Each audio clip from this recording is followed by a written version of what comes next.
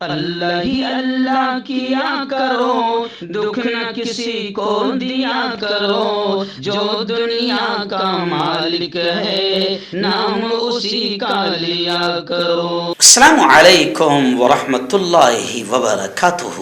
ناظرین، head line آپ نے دیکھ لیا۔ جی ہاں، یہ خبر جو بڑی افسوسناک خبر ہے، جج صاحب کو انعام مل گیا۔ راہل گاندھی کو سزا سنانے والے جج صاحب کو بڑا انعام ملا۔ جج صاحب کی ترقی ہو گئی، جج صاحب کی پروموشن ہو گئی۔ جی ہاں، آپ جانتے ہیں کہ وزیر اعظم نریندر مودی کے خلاف ریمارک کرنے پر کانگریس لیڈر راہل گاندھی کو چند دنوں پہلے گجرات کے سورت کی ایک عدالت نے حد کے عزت کے ایک مقدمے میں راہل گاندھی کو قصوروار ٹھہرایا تھا۔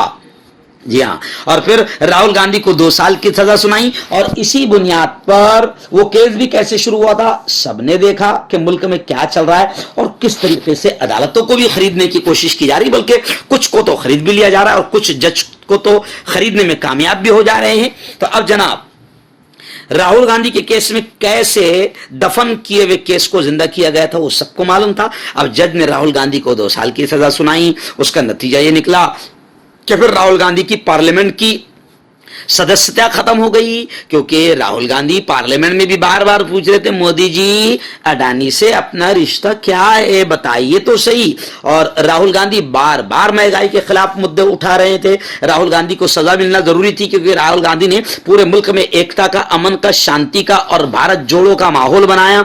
کیرلا سے لے کر کنیا کماری سے لے کر کشمیر تک کے پیدل یاترا کی، تو راہل گاندھی کو سزا تو ملنا تھی۔ اب جج کے ذریعے سے سزا سنائی گئی۔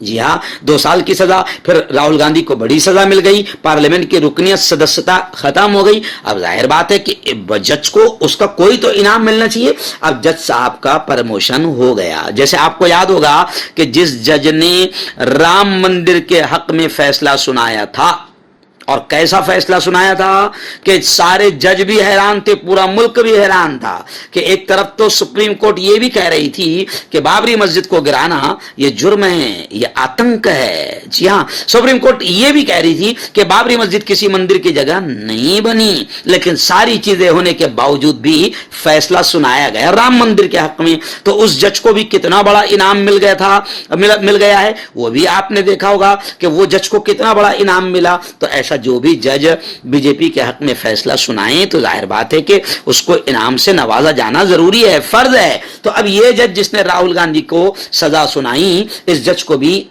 انعام مل گیا اور ان کا پروموشن کر دیا گیا۔ لیکن مصیبت یہ آ گئی کہ جناب، اس جج کے جو ساتھی جج تھے، اسی جج کے جس نے راہل گاندھی کو سزا سنائی، اسی جج کے جو ساتھی جج تھے وہ غصہ ہو گئے اور انہوں نے سپریم کورٹ میں اس پروموشن کو چیلنج کر دیا۔ جی ہاں، سورت عدالت کے ایچ ورما کے ساتھ 68 دیگر ججوں کو ضلع ججوں کے کیڈر کے طور پر ترقی دی گئی، لیکن ان کی ترقی کو چیلنج کرتے ہوئے سپریم کورٹ میں درخواست دائر کر دی گئی۔ سینئر سول ججوں کے کیڈر سے تعلق رکھنے والے 2 عہدیداروں نے اس پروموشن، ان ترقیوں کو چیلنج کیا۔ درخواست گزاروں نے کہا کہ تقرریہ سینئرٹی اور میرٹ کی بنیاد پر کی گئی۔ درخواست گزار نے گجرات ہائی کورٹ کی جانب سے جاری کردہ سلیکشن لسٹ اور حکومت کی جانب سے ان کی تقرری کے جاری کردہ نوٹیفیکیشن کو منسوخ کرنے کی استدعا کی ہے۔ مزید یہ کہ عدالتی افسران کی تقرری کے حوالے سے